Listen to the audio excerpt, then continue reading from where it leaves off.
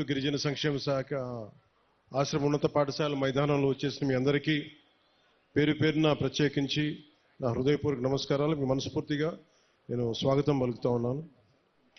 అలాగే వేదిక పైన ఆశీనులైన గౌరవ గిరిజన సంక్షేమ శాఖ మహిళా శిశు సంక్షేమ శాఖ మార్చలు జిల్లా ఇన్ఛార్జ్ మంత్రివర్యులు శ్రీమతి గుమ్మడి సంజారాణి గారికి హృదయపూర్వక నమస్కారాలు. శ్రీ వేపాడ చిరంజీవి గారికి గౌరవ శాసన మండలి సభ్యులు మరియు విప్ డాక్టర్ గుమ్మ తనూజా రాణి గారు గౌరవ ఎంపీ అరకు, అలాగే పిడుగు హరిప్రసాద్ గారు గౌరవ శాసన మండలి సభ్యులు మరియు విప్, గాదే శ్రీనివాసులు నాయుడు గారు గౌరవ శాసన మండలి సభ్యులు, అలాగే రేగా మత్స్యలింగం గారు గౌరవ ఎమ్మెల్యే అరకు వ్యాలీ, శ్రీ పంచకల రమేష్ బాబు గారికి గౌరవ శాసనసభ్యులు పెందుర్తి, శ్రీ సుందరపు విజయ్ కుమార్ గారికి గౌరవ శాసనసభ్యులు ఎల్లమంచిలి, నిమ్మక జయకృష్ణ గారికి పాలకొండ శాసనసభ్యులు గౌరవ శాసనసభ్యులు, కిదారి శ్రావణ్ కుమార్ గారు chairman AP గిరిజన్ cooperative corporation, Shri CRE దోను దొర గారు జోనల్ చైర్మన్ ఏపీఎస్ఆర్టీసీ విజయనగరం, శ్రీమతి జల్లిపల్లి సుభద్ర గారు జడ్పీ చైర్మన్ విశాఖపట్నం, శ్రీమతి సిహెచ్ జానకమ్మ జడ్పీటీసీ దుబ్బిగూడ, శ్రీమతి ఎం గీత ఎంపీటీసీ పోతంగి, శాంతకుమారి గారికి సర్పంచ్ మాతం, శ్రీ వెంకట్రావు గారు సర్పంచ్ పోతంగి మండలం పోతంగి గ్రామం, ఉమామహేశ్వరరావు గారికి కాఫీ బోర్డు మెంబర్, కృష్ణారావు గారు director Tricor AP schedule tribe cooperative finance corporation limited, ఇక్కడికి వచ్చి విచ్చేసిన ప్రజాప్రతినిధులందరికీ పెద్దలకి నా హృదయపూర్వక నమస్కారం. దాకా 3 నెలల క్రితం నేను చెప్పాను మళ్ళీ ఇంకొకసారి మన రోడ్ల గురించి మళ్ళీ ఇంకొకసారి వస్తానని చెప్పి ఆ మాటను నిలబెట్టుకునే క్రమంలోనే నేను ఇక్కడికి వచ్చాను మీకోసం. అంటే ఇది ప్రత్యేకించి ఈరోజు ఈ అడవి తల్లి బాట ఈ కార్యక్రమానికి చాలా సంవత్సరాలుగా ఎప్పుడు డోలీల్లో ముఖ్యంగా మన అరకు, అల్లూరు సీతారామరాజు జిల్లా ఇలాంటి మన గిరిజన ప్రాంతాల్లో సరైన రహదారులు లేక ఇంకా డోలీల్లో కొంచెం ఇబ్బంది పడుతూ ఉంటారు. రహదారి సౌకర్యం లేదు, డోలీ మోతలు తప్పట్లేదు, గర్భిణీ స్త్రీలకు కానీ ఏదైనా కష్టాల్లో ఉన్నా ఏదైనా ఎనీ అంటువ్యాధులు కలరా లాంటివి వచ్చినా కానీ ఇవన్నీ చూసి మనకి ప్రత్యేకంగా రోడ్లు ఉండాలి. 100-150 మంది జనం ఉన్నా కానీ 500 మంది లోపు జనం ఉన్నా కానీ ముందు మనం రీచ్ అవ్వాలి, వాళ్ళకి రోడ్లు వేయాలి అనేది గౌరవ ప్రధానమంత్రి శ్రీ నరేంద్ర మోదీ గారు దీన్ని జన్మన్ కార్యక్రమం కింద తీసుకొచ్చారు. ఇది గ్రామీణ సడక్ యోజన కింద. ఇది రోడ్లు ఇబ్బంది పడుతున్నాం అని చెప్పి మనకు నిధులు లేని సమయంలో గత ప్రభుత్వం ఏం చేస్తుందో తెలుసు, ఆ నిధులన్నీ అడ్డగోలుగా వాడేస్తే రోడ్లు వేయలేకపోయారు.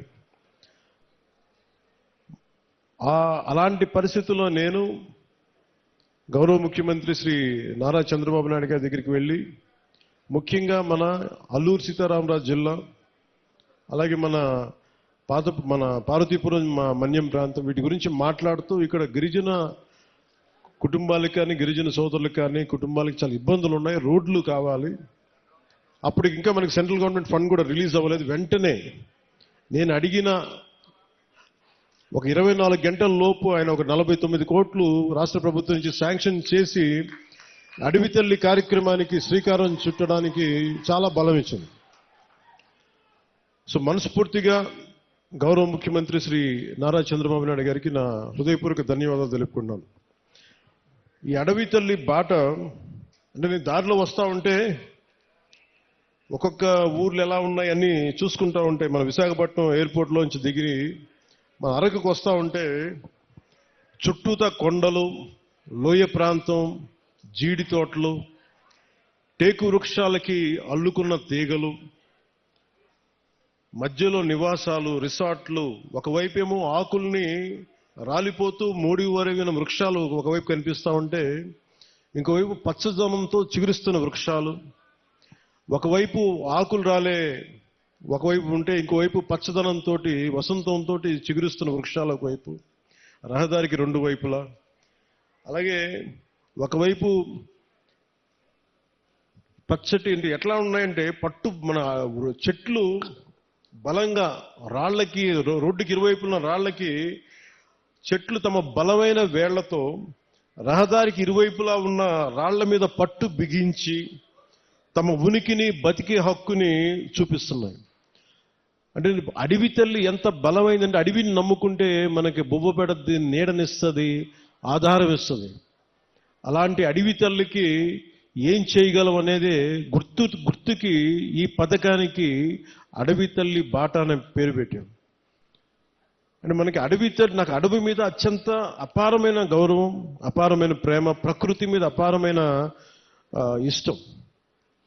అలాంటి అడవి తల్లి బిడ్డలకి మేము ఈ రోజున అడవి తల్లి బాటకు శ్రీకారం చుట్టాం. మనస్ఫూర్తిగా మీ అందరికీ ఇక్కడికి వచ్చినందుకు మీ అందరికీ మరోమారు ధన్యవాదాలు తెలుపుకుంటా ఉన్నాను. దారిలో శంబాల్ నగరి దగ్గర నుంచి భవానీ నగరు, బొడ్డవర, వైకుంఠగిరి, కాశీపట్నం, అలాగే మన ఒక్కొక్కటి చూస్తే మనకి రిసార్ట్స్, ఒకవైపు చూస్తేనేమో సిల్వర్ ఓక్కి చుట్టేసిన మిరియాల పంట, ఇంకోవైపు ముతిగూడ పక్కన మనకు బొర్రా కేవులు, కటిక వాటర్ ఫాల్స్, అనంతగిరి, తట్టుగూడ, నూకాంబిక అమ్మవారి దేవాలయం, తాటిపాక జలపాతం, గాలికొండ వ్యూ పాయింట్, సుంకరమెట్ట ఆఫర్ ట్రైలు, ఇవన్నీ చూస్తూ ఉంటే చాలా అద్భుతమైన ప్రాంతం మన అరకు ప్రాంతం. దీన్ని బాగా సద్వినియోగం చేసుకోవాలి. ఇక్కడ టూరిజం బాగా రావాలి, టూరిజం డెవలప్ అవ్వాలి. ఇవన్నీ చూస్తున్నప్పుడు ఒకటే అనిపించింది, కూటమి ప్రభుత్వం తరఫు నుంచి మనం ఏం చేయగలం? ముందుగా జీవన శైలి మెరుగుపరచాలి, రోడ్లు బాగుండాలి. దాంట్లో భాగంగానే ఈ రోజున అంటే గత ప్రభుత్వానికి దీనికి ఒకటే తేడా ఏంటంటే, గత ప్రభుత్వం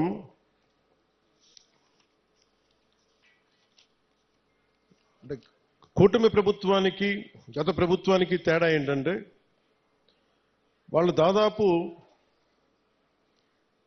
లెస్ దెన్ 90 కిలోమీటర్స్ చేశారు.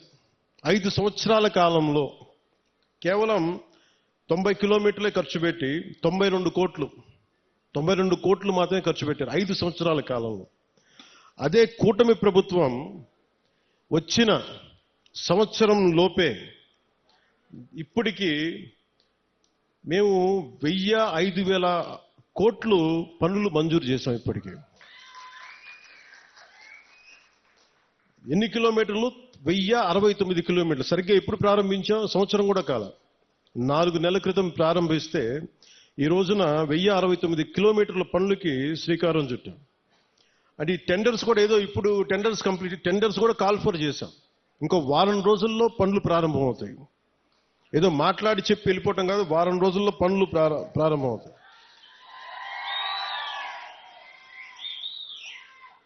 అంటే ఎవరికి ముందుగా ఈ రోడ్లు అంటే, ఎవరికైతే అత్యంత particularly vulnerable group, tribal groups ఉన్నాయో వాళ్ళకి చేరటానికి, వాళ్ళకి చేరువవ్వడానికి, వాళ్ళకి చిన్నపాటి సౌకర్యం కల్పించడానికి మా ప్రయత్నం. కూటమి ప్రభుత్వానికి ఇక్కడ ఓట్లు రాలేదు. ఓట్లు పడకపోయినా మీకు బాగోగులను చుట్టానికి మేము ఉన్నాం. ఇక్కడ ఓట్ల కోసం రాలేదు. ఓట్ల కోసం అయితే నేను ఇక్కడ అరకు ఎంపీ గారి పేరు నేను చెప్పక్కర్లా, అరకు ఎమ్మెల్యే గారి పేరు నేను చెప్పక్కర్లా ఇక్కడ. కానీ ఇది ప్రభుత్వం, పార్టీలు మారుతూ ఉంటాయి, కొత్త ప్రభుత్వాలు వస్తుంటాయి, కానీ మనం ఎవరు శత్రువులం కాదు. మనందరం విభేదాలు ఉంటాయి, భావాలు అంటే వైరుధ్యమైన భావాలు ఉంటాయి తప్ప మనం ఎవరు కొట్టుకోవడానికి సిద్ధంగా మనందరం కలిపి ఎవరు ఏ పార్టీ అయినా సరే కూర్చొని అభివృద్ధికి శ్రీకారం చుట్టాలి. దాంట్లో భాగంగానే ఇక్కడ ఇందాక పంచాయతీ ప్రెసిడెంట్స్ అందరూ కొంతమంది మాట్లాడుతూ ఉంటే ఒకటే చెప్తున్నాను, మేము రాగానే 13,326 పంచాయతీలకి 100 రూపాయలు 300 రూపాయలు ఉన్నదాన్ని మేము 10,000 25,000 చేసాం. ఇన్ని సంవత్సరాల్లో 30-40 సంవత్సరాలు కాదు, గత స్వాతంత్రం వచ్చినప్పటి నుంచి ఎప్పుడు ఇంత డబ్బులు పెంచలే. అది ఎవరు కూడా, పంచాయతీలన్నీ గత ప్రభుత్వం పంచాయతీలు, కానీ ఇవేమీ ఆలోచించకుండా ప్రజలు బాగుండాలి అనే ఒక ఏకైక సదుద్దేశంతో మేము ఈ రోజున ఈ పథకానికి శ్రీకారం చుట్టాం. దీనికి మనకున్న ఇట్లాంటి పర్టికులర్లీ వల్నరబుల్ గ్రూప్ ట్రైబ్స్ అంటే ఇది చాలా తక్కువ సంఖ్యా బలంలో ఉన్న మన గిరిజన తెగలు. ఇవి మన రాష్ట్రం మొత్తం మీద 1117 782 ఈ పర్టికులర్ వల్నరబుల్ ట్రైబల్ గ్రూప్స్ ఉంటాయి, గ్రామాలు ఉంటే ఇప్పటి వరకు కేవలం 2605 వాటికి గ్రామాలకు మట్టుకే రోడ్లు ఉన్నాయి, దాదాపు కొంచెం కనెక్టివిటీ. కానీ 1177 ఆవాసాలకు మటుకు ఇంకా రోడ్స్ కనెక్టివిటీ లేదు. సో వాటిని తీర్చడానికి, ఆ రోడ్లు కనెక్టివిటీని పెంచడానికి అడవి తల్లి బాట కార్యక్రమం కింద ఇప్పుడు మనం చేపట్టబోయే కార్యక్రమంలో 24-25కి 601 PVTG particularly vulnerable tribal groups ఆవాసాలకి 1069 కిలోమీటర్ల రోడ్లు కనెక్టివిటీని అందించడానికి 1005 కోట్లతోటి పనులు మంజూరు చేశాం. మిగిలిన ఇంకొక 576 ఆవాసాలకి రోడ్లు కనెక్టివిటీ వచ్చే కాలంలోనే, సమీప కాలంలోనే దశల వారీగా మేము అభివృద్ధి చేపడతాం. అలాగే దీంట్లో 1000 కోట్లు ఎలా వచ్చినాయి అంటే, ఒకటి రాష్ట్ర ప్రభుత్వం నుంచి 49 crores 49 కోట్లు గ్రాంట్ అయితే, మనకి ఎన్ఆర్జీఎస్ కింద జాతీయ ఉపాధి హామీ పథకం కింద దాదాపు మనం 400 కోట్ల రూపాయలు మన జాతీయ ఉపాధి హామీ పథకం కింద మనం దీన్ని ఖర్చు పెడుతున్నాం ఈ రోడ్లకి. అలాగే పిఎం జన్మన్ కింద 555.61 కోట్లతోటి 206 రోడ్లకి 239 ప్రైవేట్ ప్రిమిటివ్ వల్నరబుల్ ట్రైబల్ గ్రూప్స్తో పాటు ఇంకొక 206 రోడ్ల ద్వారా 612.72 కిలోమీటర్లకు పొడవున్న 206 రోడ్ల ద్వారా 555.61 కోట్లతోటి మంజూరు చేశాం. ఇది మీకు ఇందాక చెప్పినట్టుగానే డబ్బులు ఎక్కడ ఖర్చు పెట్టాలి, ఎక్కడ ఖర్చు పెట్టకూడదన్న ఒక బాధ్యతతోటి కుటుంబ ప్రభుత్వం చాలా బాధ్యతగా ఉంటుంది. 175 స్థానాలకి 164 స్థానాలు గెలుచుకోగలిగాం. 21 ఎంపీస్ని కొట్టగలిగామంటే మీరు మా మీద పెట్టిన నమ్మకం. మీ నమ్మకాన్ని మేము అమ్ము చేయకూడదని చెప్పి ఈ రోజున ఓట్లు వెయ్యని అల్లూరు సీతారామరాజు జిల్లాలో ఓట్లు పడని మనకి పార్వతీపురం మన్యం ప్రాంతంలో మేము తిరిగి రోడ్లు ఎందుకు వేస్తున్నామంటే, మాకు తనా మనా భేదం లేదు, మీరు ఓటు బ్యాంకా కాదా అనే కాదు, మీరు మా వాళ్ళ కాదా, మా గుండెల్లో పెట్టుకుంటాము.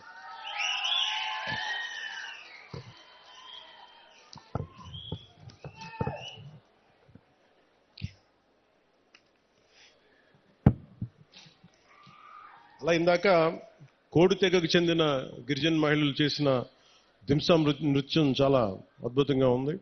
వారికి నా ప్రత్యేక ధన్యవాదాలు తెలియజేసుకున్నాను. అలాగే కువి లాంగ్వేజ్లో, కువి భాషలో నేను మాట్లాడాను. అంటే వాళ్ళు నేర్చుకొని కొంత అక్కడ పెద్దపాడుకు చెందిన శ్రీమతి మ్యాగీ గారు కొన్ని గ్రామ సమస్యలను దృష్టికి తీసుకొచ్చారు. అలాగే ప్రైమరీ స్కూల్లో పెద్దపాడు టీచర్ రంగయ్య గారు ప్రత్యేకించి పిల్లలకి ఎలా పాఠాలు చెప్తారో చెప్పి చాలా అద్భుతంగా చేశారు. అలాగే వర్షాలు పడుతున్న సమయంలో మాకు స్కూల్కి నీళ్లు గారిపోతున్నాయంటే వెంటనే అతి సమీపంలోనే, అంటే వెంటనే 12 పనులు అడిగారు. 12 పనులని మంజూరు చేశాం. అది కూడా మీ దృష్టికి తీసుకొస్తా ఉన్నాను. 2018లో నేను ఇక్కడ ప్రత్యేకించి అరకు ప్రాంతంలో తిరిగాను. ఇక్కడ అరకు ప్రాంతంలో తిరుగుతున్నప్పుడు చాలామంది యువత, ఆ రోజుల్లో కూడా నాకు గంజాయి ఎక్కువగా వెళ్ళిపోతున్నారు, యువత గంజాయి సాగుకి వెళ్ళిపోతున్నారు, దాన్ని నలిగిపోతున్నారు జీవితంలో. అంటే ఒకటే చెప్పాను ఆ రోజు కూడా, మన అరకు మన పాడేరు సెంటర్లో కూడా చెప్పాను. గంజాయి అనేది మటుకు ప్రత్యేకించి అది ఒక సామాజిక రాజకీయ సమస్యగానే చూడాలి, ఆర్థిక సమస్యగా చూడాలి తప్ప దానిని కక్ష సాధింపుగా ఉండకూడదు. దాన్ని దయచేసి ఆ రోజైతే ఏం చెప్పాను, ఈ రోజు కూడా అదే చెప్తున్నాను. యువత దయచేసి గంజాయి సాగు వైపు కానీ గంజాయి వ్యసనాలకు మటుకు లోనవ్వకండి. ఎందుకంటే తప్పుడు దారిలో వెళ్తే ఏదో ఒక రోజు మనం ఇబ్బంది పాలైపోతాం. వ్యసనాలకి బానిసైతే మటుకు ఒళ్ళు పాడైపోద్ది, కుటుంబాలు ఛిద్రం అయిపోతాయి. ఇవన్నీ దృష్టిలో పెట్టుకొని మీరు ఒకసారి ఆలోచించి ఆల్టర్నేట్ ఏం చేయాలి. టూరిజంని డెవలప్ చేస్తున్నాం, యువత అంతా టూరిజం వైపు వెళ్ళండి. ఎందుకంటే పరిశ్రమలు పెట్టడానికి కూడా కొంచెం ఇబ్బంది ఉంటుంది. ఇందాక చాపరాయి దగ్గర బ్రిడ్జ్ అడిగారు. మన చాపరాయి ఇంతనా చాపరాయి కదా, చాపరాయి గంగమ్మ చాపరాయి దగ్గర బ్రిడ్జ్ అడిగారు. మిగతా గ్రామాలకు వెళ్ళడానికి ఇబ్బందిగా ఉన్నాయనేది ఒకటి నేను మీకు ఈరోజు మాటిస్తున్నాను. ఆ బ్రిడ్జి ఎలా ఉండాలంటే పర్యావరణాన్ని ఇబ్బంది కలిగించకుండా, చూడడానికి కొండలు మధ్యలో ఏ అడ్డంకి లేకపోతే చాలా అందంగా ఉంటుంది విజిటర్స్కి రావడానికి కానీ టూరిజం కానీ. అందుకని టూరిజంకి ఇబ్బంది కలగకుండా, పర్యావరణానికి ఇబ్బంది కలగకుండా ఎలాంటి బ్రిడ్జ్ చేస్తే చూడటానికి బాగుండాలి, అలాగే గ్రామస్తుల కష్టాలు కూడా గిరిజన తెగల కుటుంబాల కష్టాలు కూడా ఎలా చేయాలనేది నాకు కొంత సమయం ఇవ్వండి. కానీ నేను అందుకే నడిచాను, ఆ నీళ్ళలో జారిపోతా ఉంది, రాళ్ళ మీద, ఆ చాపరాయి మీద, ఆ గడ్డ మీద నడుస్తూ ఉంటే జారిపోతా ఉంది. అందుకే నేను అర్థం చేసుకున్నాను నా కష్టాలని. నాకు కొద్దిగా సమయం ఇవ్వండి, దానికి ఖచ్చితంగా ఒక అందమైన పరిష్కారం ఎదుగుతాం. పర్యావరణానికి ఇబ్బంది కలగకుండా, టూరిజం పెరిగేలాగా, మీకు సౌకర్యంగా ఉండేలాగా ఒక తక్కువ సమయంలో, ఒక 2 నెలల సమయంలో ఒక పరిష్కార మార్గం తీసుకొచ్చి మీ ముందు తీసుకొస్తాం. అంటే మనం ఒకసారి పెద్ద పనులు చేయడం వీటన్నిటికంటే కూడా చిన్న చిన్న కష్టాలు ఇంకొకరికి ఆనకపోవచ్చు. ఆ కష్టం, నా కష్టం కూడా ఎప్పుడు కష్టాలు. నేను ఒక గిరిజన గ్రామంలో ఉంటే, ఒక తాండాలో నేను పెరుగుతూ ఉంటే, నాకు నిజంగా నా సోదరుకో ఎవరికో ఒక చిన్నపాటి ఇబ్బంది వచ్చి నేను హాస్పిటల్కి తీసుకెళ్ళినప్పుడు రోడ్డు సౌకర్యం లేక డోలీ మీద తీసుకెళ్ళాలి అంటే ఎంత కష్టపడతామో, ఎంత ఇబ్బంది ఉంటుందో నేను అనుభవించకపోయినా కానీ నాకు ఆ కష్టం నేను మనుషుల్ని చూసి అర్థం చేసుకున్నాను. అందుకనే మనం రాగానే ముఖ్యమంత్రి చంద్రబాబు గారు దాదాపు 49 కోట్లు ఇస్తే వెంటనే మేము చేయగలిగింది ఏంటంటే, వెంటనే ఈ మన అనంతగిరి మండలంలో ఒక పర్టికులర్ గ్రామానికి వెళ్ళి అక్కడ సకాలంలో పొలంగూడ గ్రామానికి, మనకి శ్రీకాకుళం జిల్లా కొత్తూరు మండలం గొట్టుపల్లి నుండి పొలంగూడ గ్రామానికి నూతనంగా బీటీ రోడ్డు, కొత్తగా బీటీ రోడ్డు నిర్మాణం చేపడితే మొదటిసారి ఆ గిరిజన గ్రామంలో అంబులెన్స్ కూత వినిపించింది. అంటే సకాలంలో సరైన సమయానికి అంబులెన్స్ రావడంతో ఒక గిరిజన గర్భిణీ మహిళ సకాలంలో ఆసుపత్రికి చేరి ఒక ఆరోగ్యవంతమైన శిశువుకి, ఒక బిడ్డకి జన్మనిచ్చింది. ఈ రహదారి ద్వారా 6 గిరిజన గ్రామాల ఆవాసాలకి, 6 గిరిజన ఆవాసాల గ్రామాలకు చెందిన 1260 మంది డోలీ మోతల నుంచి విముక్తి పొందారు. ఇది ఒక అద్భుతమైన, ఒక 10,000 మందికి పనిచేసేది కాకపోవచ్చు, ఒక డబ్బులు రాకపోవచ్చు, ఓట్లు రాకపోవచ్చు, దానివల్ల ఆదాయం, డబ్బు ప్రభుత్వానికి రాకపోవచ్చు. కానీ మీ కష్టంలో మేము ఉన్నాం. మా కూటమి ప్రభుత్వం ఇది మంచి ప్రభుత్వం, ఆ ప్రభుత్వం కూడా నేను వాటన్నిటికంటే కూడా మీకు అండగా నిలబడే ప్రభుత్వం కూటమి ప్రభుత్వం. నేను ప్రత్యేకించి ఈరోజు మిమ్మల్ని కోరుకుంటుంది, 2018లో నేను ఇక్కడ తిరిగాను పోరాట యాత్ర. అప్పుడు అన్ని కష్టాలను చూశాను. ఎందుకంటే నేను కార్యకర్తలకు కూడా, జనసేన నాయకులకి, జనసేన కార్యకర్తలకు అప్పటికీ చెప్పాను, ఇప్పటికీ చెప్తున్నాను. అలాగే మన కూటమి నాయకులందరితో కూడా నేను ఈ భావాల్ని పంచుకుంటా ఉన్నాను. మనం కనుక ప్రజలతో మమేకమై తిరిగి కష్టాలని, వాళ్ళు ఏం కష్టాలు పడుతున్నారో మనం నిజంగా చేయగలిగితే, నాకు ఆ మనసు నలిగిపోయాను 2018 పోరాట యాత్ర అప్పుడు. అరే, నా చేతిలో అధికారం లేదు, కనీసం చిన్నపాటి ఒక ఆడబిడ్డకి కన్నీళ్లు తుడిచిండే శక్తిని ఇవ్వు భగవంతుడాన్ని కోరుకుంటే, ఆ రోజు పరమశివుడు అనుగ్రహించి, నూకాలమ్మ అనుగ్రహించి, మోదమాంబ అనుగ్రహించి, ఈ రోజున కూటమి ప్రభుత్వాన్ని, ఈ రోజున మాకు అధికారం ఇచ్చి, వాళ్ళ అధికారం ఇవ్వడం వల్ల మీ ఆశీస్సులు అంటే ఎంత బలంగా కోరుకున్నామో ఆ రోజున, ఈ రోజున మేము దాదాపు 1,005 కోట్లు, అంటే దాదాపు 1000 కోట్ల పైన డబ్బులు 1050 కిలోమీటర్ల రోడ్డుకి వేయగలుగుతున్నాం. రోడ్లు వేయటమే కాదు, మీ జీవితాలు కొంత మెరుగవుతాయి, కొంత ట్రాఫిక్ పెరుగుతుంది, కొంత మనకి టూరిజం డెవలప్మెంట్ ఉంటుంది. వీటన్నిటిని దృష్టిలో పెట్టుకొని ఇవన్నీ చేస్తా ఉన్నాం. నేను ఈ రోజున ప్రత్యేకించి దారి పొడుగుతా చూస్తుంటే, ఇంత సుందరమైన అరకుని దేశం మొత్తం వచ్చేలాగా చేయాలి.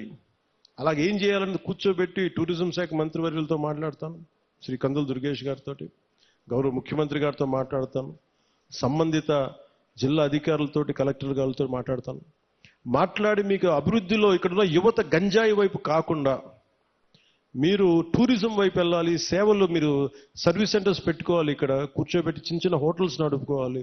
మీకు ఏదైనా స్థలాలు ఉంటే మీరు అక్కడ కూర్చోబెట్టి కొంచెం ఓపెన్ క్యాంప్స్ పెట్టుకునేలాగా, 10 డబ్బులు వచ్చేలాగా, కొంతమందికి వృత్తి ఉపాధి వచ్చేలాగా ఖచ్చితంగా కృషి చేస్తాం. అలాగే ఇందాక కలెక్టర్ గారు మాట్లాడుతా, ఇప్పటికీ 2,25,000లో మన కాఫీ తోటలు ఉన్నాయి. ఇంకో పట్టులకి జిరాయితీ పట్టాలు కానీ, లేదంటే పోడు పట్టాలు కానీ కలిపి ఇంకొక 1,00,000 పైన మేము ఎకరాల్లో కాఫీ తోటను సాగు చేయాలనుకుంటున్నాం. దీనికి కాఫీ తోటలు పెంచాలంటే ఎత్తైన చెట్లు, వృక్షాలు కావాలి. అందుకని ప్రత్యేకించి అలాంటి వృక్షాలు పెంచాల్సిన చోట దాన్ని ఈ మనకి ఉద్యానాలని పెంచే దాంట్లో జాతీయ ఉపాధి హామీ పథకానికి ఆ పథకం దీని కింద వర్తిస్తుందా అని అడుగుతారు. ఖచ్చితంగా దాన్ని పరిశీలించి ఇక్కడ అంటే నా భయం ఏంటంటే ఒకటి సిల్వర్ ఓక్ ఎప్పుడు కూడా వల్నరబుల్ టు ఫారెస్ట్ ఫైర్స్, అంటే ఎక్కువ మంటలు రగుల్చుకునే అవకాశం ఎక్కువ ఉంటుంది. అది స్థానికమైన చెట్టు కాదు. సో ఇప్పుడు వేసేసాం కాబట్టి మనం ఏం చేయలేం. కానీ భవిష్యత్తులో కలెక్టర్ గారికి కూడా, మన పంచాయతీరాజ్ శాఖ ప్రిన్సిపల్ సెక్రటరీ గారికి కూడా, అలాగే ఇక్కడ ఉన్న ఫారెస్ట్ అధికారులకు కూడా మీరు సిల్వర్ ఓక్ వేసేటప్పుడు దానికి ఆల్టర్నేట్ దయచేసి కొత్తగా ఫాస్ట్గా తొందరగా ఎదిగా ఏవో ఆలోచించండి. ఖచ్చితంగా 1,00,000 ఎకరాలు కాఫీ సాగు ఉంటే, కాఫీ బోర్డు నిర్ణయించుకుంటే ఖచ్చితంగా దాన్ని మరింత ఆదాయం పెరుగుద్ది, మరింత మనకి యువతకు ఉపాధి అవకాశాలు ఉంటాయి. దీన్ని దృష్టిలో పెట్టుకొని పర్యావరణానికి, ఎందుకంటే ఎసిడిక్ ఎక్కువైపోద్ది, మన ఎసిడిక్ సాయిల్లో ఎసిడిటీ పెరిగిపోద్ది ఈ సిల్వర్ ఓక్ వేస్తే. అది మన నేటివ్ ప్లాంట్ కాదు. అందుకనే పనస కానీ మామిడి కానీ ఇంకా తొందరగా ఎదిగే మొక్కలు ఏమున్నాయి, వీటన్నిటి వృక్షాలు ఏమున్నాయి, వీటిని దృష్టిలో పెట్టుకొని ఖచ్చితంగా కలెక్టర్ గారు అడిగిన ఈ ప్రతిపాదన ముందుకు తీసుకెళ్తాం. ఖచ్చితంగా 1,00,000 ఎకరాల్లో కాఫీ తోటని ముఖ్యమంత్రి గారు తెలియజేశారు. ఖచ్చితంగా దీన్ని సాధిస్తామని మీ అందరికీ తెలియజేసుకుంటాం. సో మీ అందరికీ మరోమారు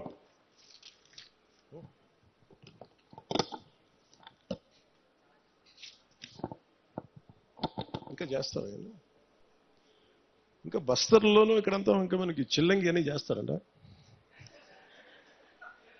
ఎప్పుడు చిన్నప్పుడు ఇప్పుడు నేను తులసి నవలు చదివాను, కానీ బస్తర్ నుంచి ద్వారకా వచ్చాడు, కాద్రా వచ్చాడు.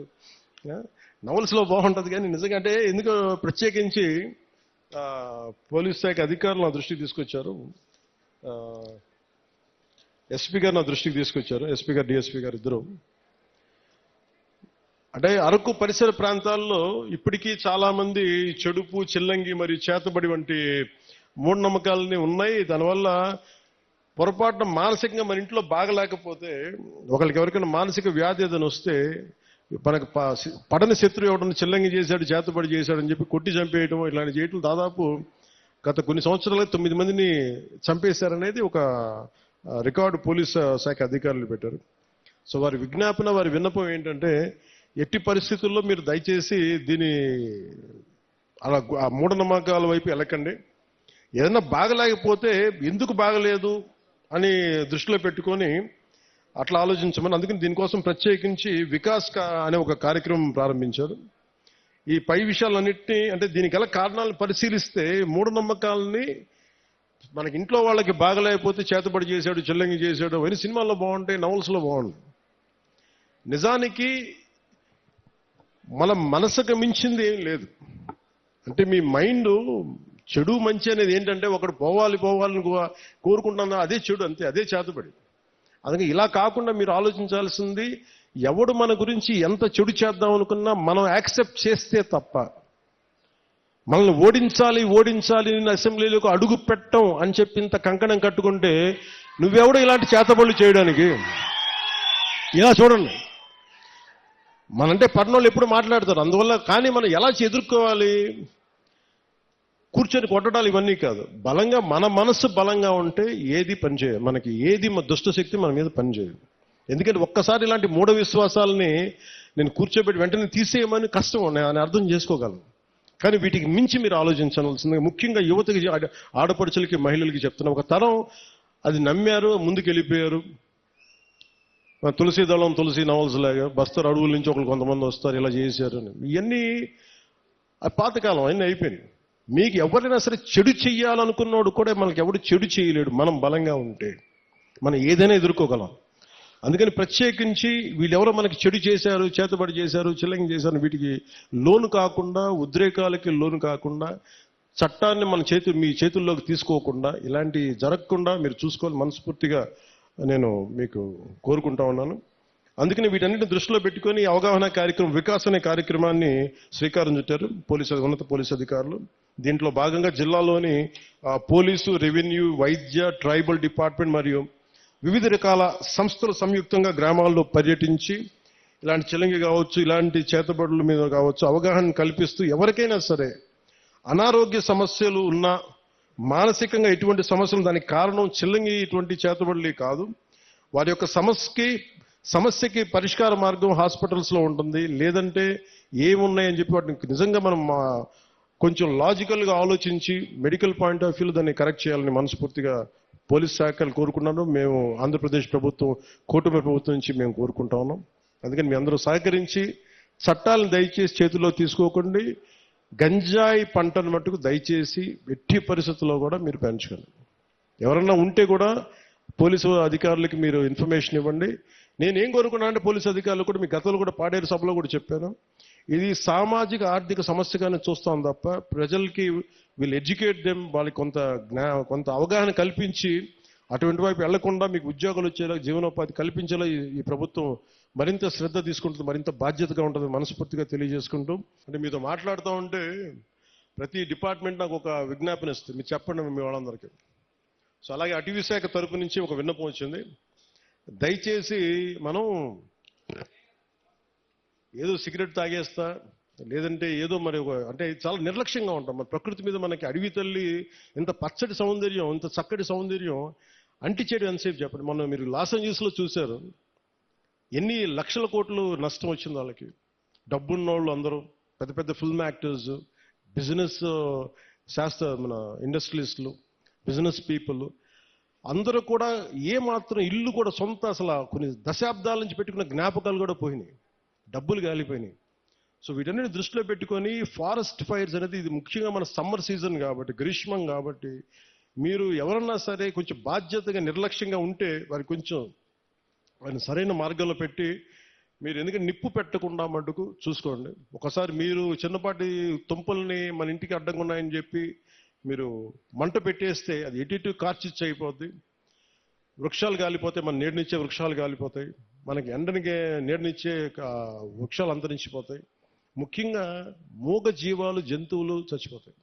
అందుకని వీటిని దృష్టిలో పెట్టుకొని అడవులకి నిప్పు పెట్టే పరిస్థితులు ఏదైనా ఉంటే దయచేసి మీరు కొంచెం బాధ్యత తీసుకొని మీకు కనిపించినప్పుడు దాన్ని ఆర్పటం వల్ల అలాంటి పరిస్థితులు రాకుండా మీరు ఉత్పన్నం కాకుండా చూసుకోవాలి మనస్ఫూర్తిగా కోరుకుంటూ, మీ అందరూ బాగుండాలి, ఆయురారోగ్యాలతో ఉండాలి. నా కోరిక ఒకటే, వచ్చే ఎన్నికలకి మొత్తం మన్యమంతా కూటమి ప్రభుత్వం పతాకాలతో రెపరెపలాడాలి. ఎందుకు చెప్తున్నానంటే 5 సంవత్సరాల విలువైన సమయం మీరు ఇచ్చారు, మీ ఓటు వేశారు, మీ ఓటుకి వాళ్ళు విలువ ఇవ్వలేదు. కానీ మీరు ఓటు వేయకపోయినా నేను మీ ఓటుకు విలువ ఇచ్చి ఇక్కడికి వచ్చాను. అందుకనే ఎందుకంటే నేను మీకోసం నేను పదే చెప్తున్నాను, 15 సంవత్సరాలు ఈ కూటమి ప్రభుత్వం ఉంటుంది.